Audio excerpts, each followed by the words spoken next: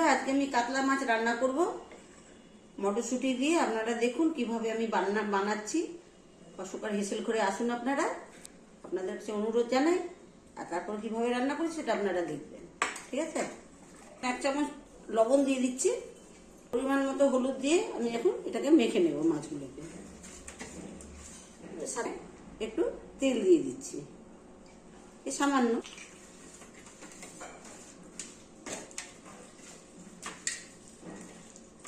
মাছটা বাজার থেকে কেটে নিয়ে এসেছি। মাছটা খুব মানে টাটকা ছিল, 2 কিলোর মতো ছিল, খুব বেশি বড় ছিল না। তা কেটেই নিয়েছি।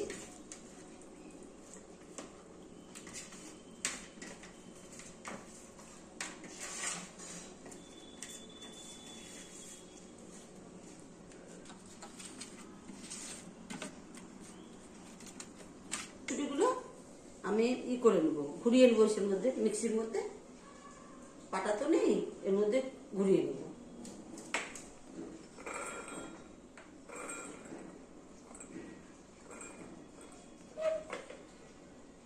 এর মধ্যে একটা কাঁচা লঙ্কা এর সাথে পিষে নেব। এখন এটা লাগিয়ে দিলাম, এবার ঘুরিয়ে নেব। কড়াই গরম হয়ে গেছে, এবার আমি তেল দিয়ে দিচ্ছি কড়াইয়ে। কড়াই দেওয়া হয়েছে পরিমাণ মতো ভাজার জন্য।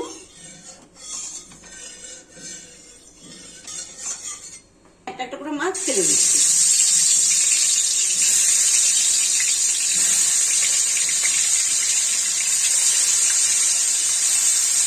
এই 3টে পরে ভাজবো। হ্যালো বন্ধুরা, মাছটা খুব সুন্দর করে ভাজা হয়ে গেছে আমার। এখন এই মাছগুলোকে আমি তুলে নিচ্ছি। এর থেকে বেশি আর কড়া করবো না, নাহলে খেতে ভালো লাগবে না। একটা একটা করে আমি তুলে নিচ্ছি।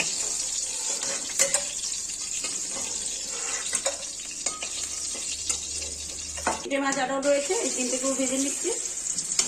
এই 2টো পেটের মাছ।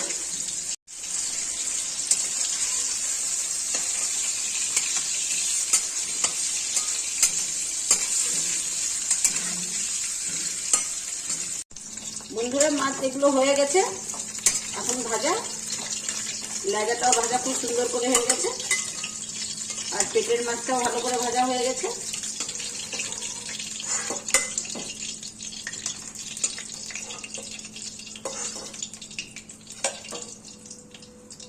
শুকনো লঙ্কা একটা দিলাম, তেজপাতা 4টে, আর কালো জিরা। লঙ্কাটা একটু কালার হয়ে যায়, ভাজা হয়ে যায়।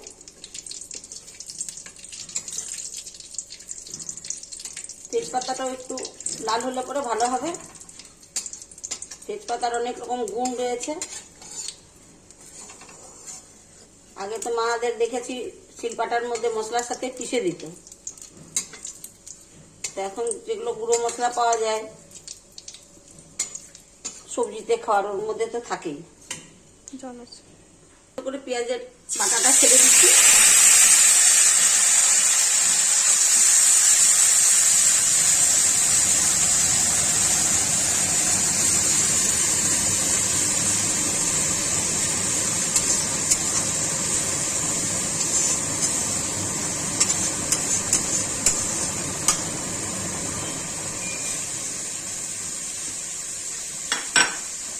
আস্তে আস্তে মশলাটাকে, এই পেঁয়াজ বাটাটাকে একটু ভালো করে না ভাজলে পরে একটু ব্রাউন কালারের হয়ে আসবে, তাহলে আদা মশলাগুলো দেবো, নাহলে এই কাঁচা কাঁচা গন্ধ করবে।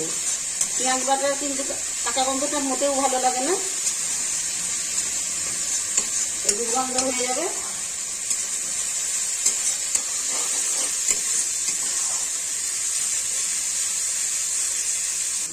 পেঁয়াজ বাটার জলটা ছিল সেটাও দিয়ে দিলাম।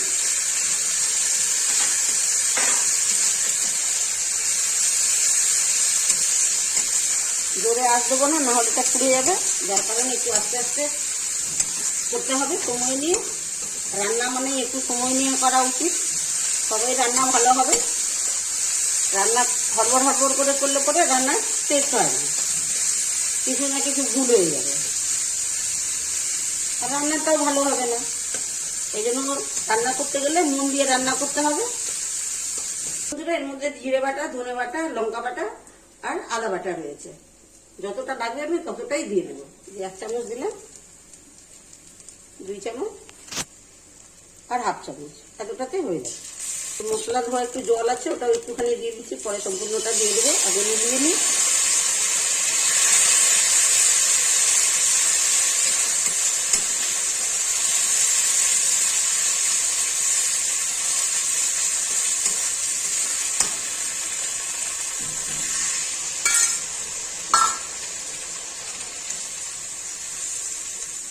এখন এটা আস্তে আস্তে মশলাটা হোক।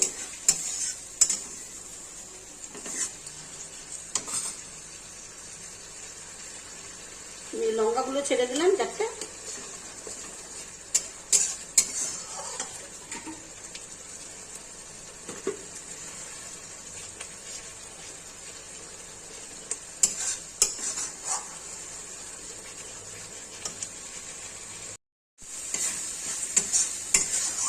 বন্ধুরা, মশলা ভাজা যে হচ্ছে তার তেল ছাড়তেছে, কালার চেঞ্জ হয়ে গেছে, দেখতেই পাচ্ছেন। এখন আমি এই রসুন বাটাটুকুনি দিয়ে দেবো।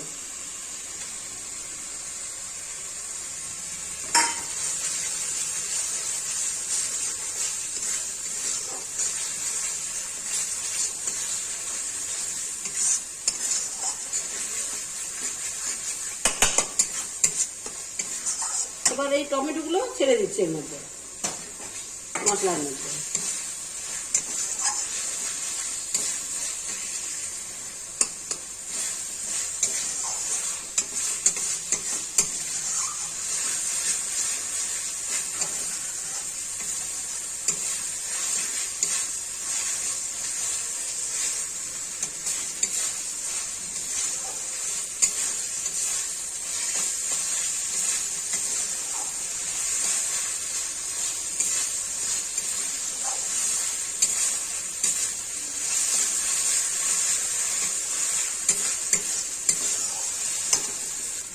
আগেও লবণ দেওয়া ছিল, যার কারণে আমি এখন অল্প করে মানে পরিমাণে হাফ চামচের মতো লবণ দিয়ে দিলাম।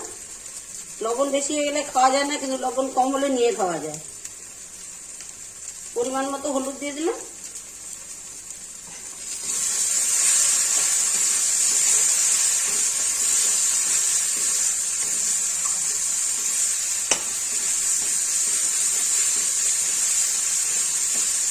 ভালো করে এখন কষাতে হবে, কেন টমেটো দিয়েছি,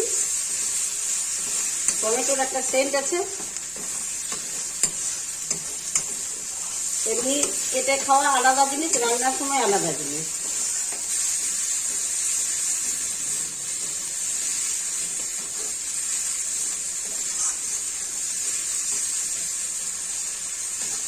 এবার আমি লাস্টে এই যে মটরশুঁটিটা বেটে রেখেছিলাম, সেই মটরশুঁটিটা এখন আমি মশলার মধ্যে ছেড়ে দিচ্ছি।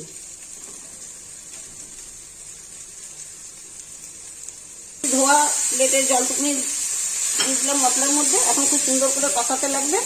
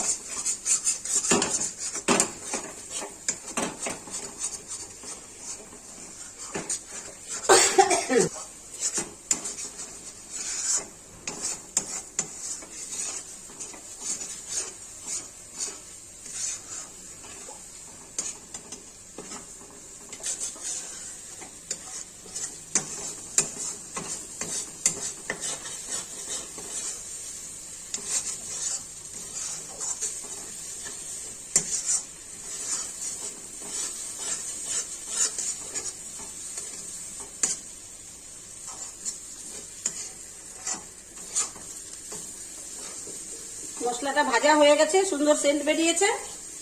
এখন আমি এর মধ্যে পরিমাণ মতো জল দিয়ে দেবো। দেখতেই পাচ্ছেন কিভাবে মশলাটা ভাজা হয়েছে, সুন্দর সেন্ট বেরিয়েছে। আমি তো মুখেই বলতে পারি, কিন্তু কাছে এনে তো আপনাদের দেখাতে পারি না যে দেখেন সেন্ট বেরিয়েছে কি বেরোয়নি। তার জন্য আপনারা দেখুন।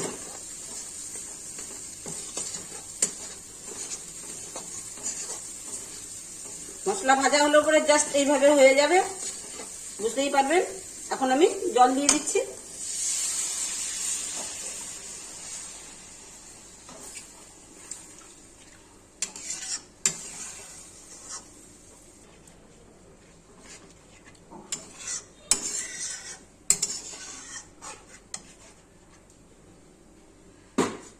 আমার ছেলেরা খেতে ভালোবাসে এবং আমার শাশুড়ি খুব ভালো বানাতেন। এখন আমারটা কি কেমন হবে, আমি তো নিজেরা বানিয়ে খাই বাড়িতে।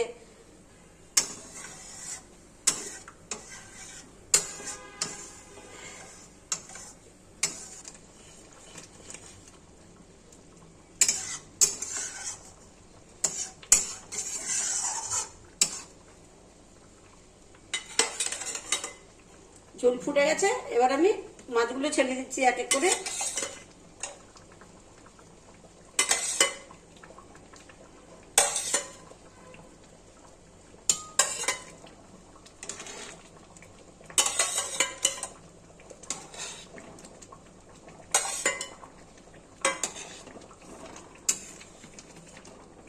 এখন একটু আস্তে আস্তে জালটা দেবো, যেন মাছটা ঝোলের মধ্যে সুন্দর করে সেদ্ধ হয়ে যায়, তাহলে বেশি ভালো লাগবে।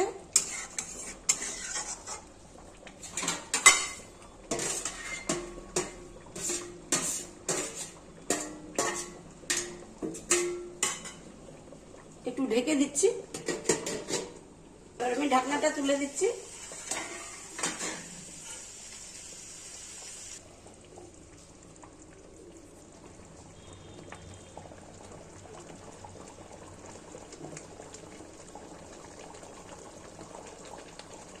এবার আমি উপর থেকে ধনেপাতা ছড়িয়ে দিচ্ছি।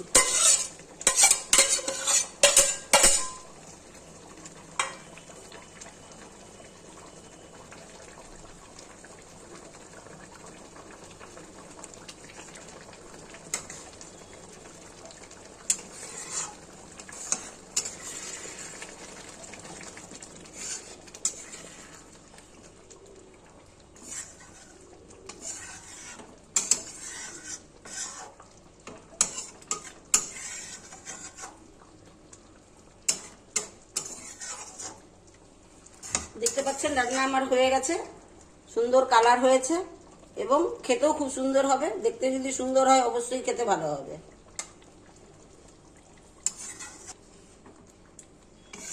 দেখেন খুব সুন্দর ভাবে হয়ে গেছে রান্না, দেখতেই পাচ্ছেন। এই যে দেখেন একটাও মাছ ভাঙেনি, আস্তে আস্তে করে হাত চালাতে হয়, তাহলে আস্তে আস্তেই থাকে, হড়বড়ি করলেই মাছ ভেঙে যাবে। এবার আমি কড়াই থেকে নামিয়ে নিচ্ছি।